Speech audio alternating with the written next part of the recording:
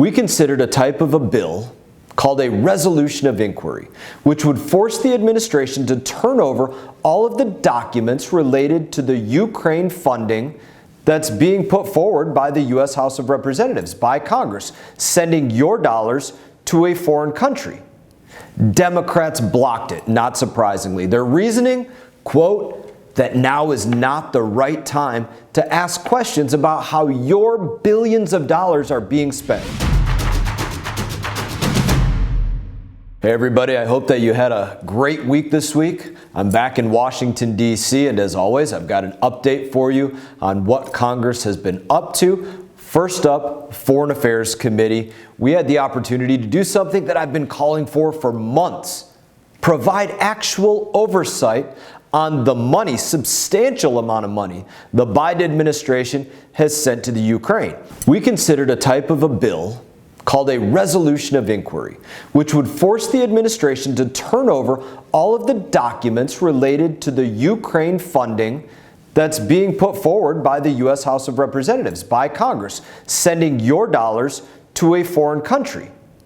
Democrats blocked it, not surprisingly. Their reasoning, quote, that now is not the right time to ask questions about how your billions of dollars are being spent. Roll the tape.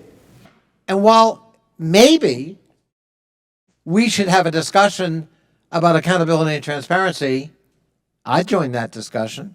It's not now. Tens of billions of we the people's tax dollars have been spent in the Ukraine.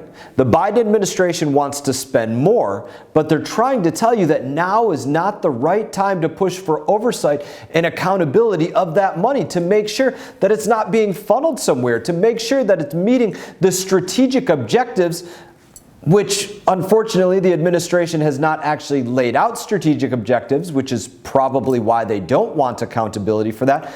But accountability, that's what we're looking for. This is the shoot first, ask questions later philosophy that unfortunately has become the hallmark of President Biden's foreign policy. There needs to be a plan. Democrats protected Biden and his reckless agenda this time, but come January 3rd, there will be a Republican majority in the House of Representatives. And we will demand accountability for everything from Afghanistan to the Ukraine. I want to transition to an issue fundamental to our oath, the Constitution of the United States of America, and protecting that.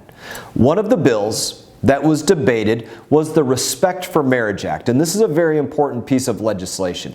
This is a bill that would reiterate what the Supreme Court has already said, and that has been the law of the land since 2015. Gay and interracial marriages are legal. But the issue that I have with this bill has nothing to do with supporting or not supporting the rights of same-sex or interracial couples to get married. The issue here is that Republicans have offered time and again amendments to strengthen the bill by protecting the religious liberties that are enshrined in the Constitution of the United States. That document meant to protect we the people from we the elected officials. That's what it does. It protects you all from the lawmakers, from the president. And Democrats argued that we don't have the time to change the bill. We don't have the time to protect you. They argued that we don't have time to protect the Constitution. That does not sit right with me. In my opinion, there's always been time to protect and defend the Constitution. That is what our time is all about, being here in Washington. That is our oath. So that is what our time is for. Let's talk about one other piece of legislation. Let's talk about the National Defense Authorization Act, or as we call it, the NDAA. Now this bill, it authorizes all spending for our military and national security for the upcoming year. Pretty important piece of legislation because it fulfills one of the most basic and constitutional requirements of the federal government. Provide for the common defense. Now I'm going to give you some inside the swamp intel, some perspective on how your government is functioning or not functioning, as we've talked about before. Because the NDAA is so important, it is one of the only bills that Congress passes every single year. So what's happened to it in recent years is that the NDAA has become a tractor trailer that lawmakers from both sides of the aisle pile unrelated bills onto in order to get their priorities across the finish line. This has benefited me in part because actually this year they attached something that I wanted to see passed. I didn't ask them to, but this isn't the way Washington is supposed to operate. That is exactly what happened this week.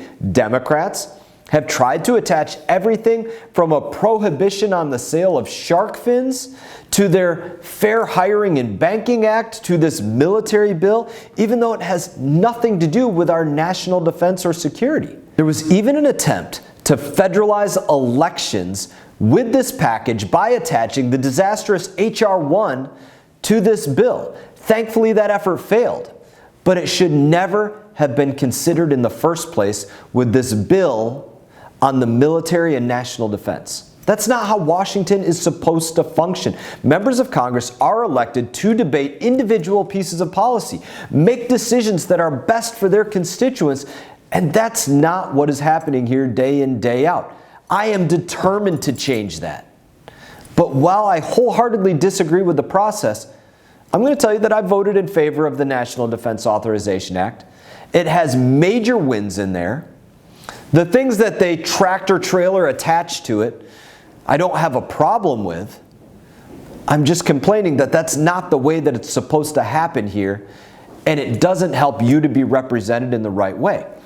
The NDA has major wins for our military, major wins for national security, including the repeal of Joe Biden's unconstitutional vaccine mandate for our troops, and authorization for the Department of Homeland Security to actually combat cross-border tunnels that are used to smuggle drugs and fentanyl and weapons and people across the southern border. And most importantly, one of the provisions that was attached to this bill, even though it should not have been, is the biggest piece of legislation that I work on, known as WRDA, the Water Resources Development Act. You may remember that WRDA is a biennial bill that authorizes the majority of projects for water quality and water infrastructure, and so it's our best chance to make real progress for our community and South Florida as a whole. This year, the WRDA bill included several pieces of legislation that I wrote, including the Northern Estuaries Restoration Plan, or as we call it, NERP. NERP is the first of its kind initiative that will require the U.S. Army Corps of Engineers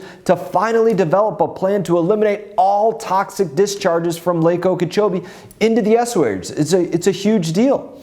Also included $100 million for local infrastructure projects aimed at improving water quality in places like the St. Lucie River, the Indian River Lagoon, the Lake Worth Lagoon, as well as a provision that military personnel working in hazardous conditions around Lake Okeechobee will now have a note placed in their file documenting their exposure. All in, WRDA is the best chance that we have to address our water issues. Do I wish that WRDA had been considered on its own and not attached to a defense bill? Absolutely. But unfortunately, nothing in Washington is perfect, far from it.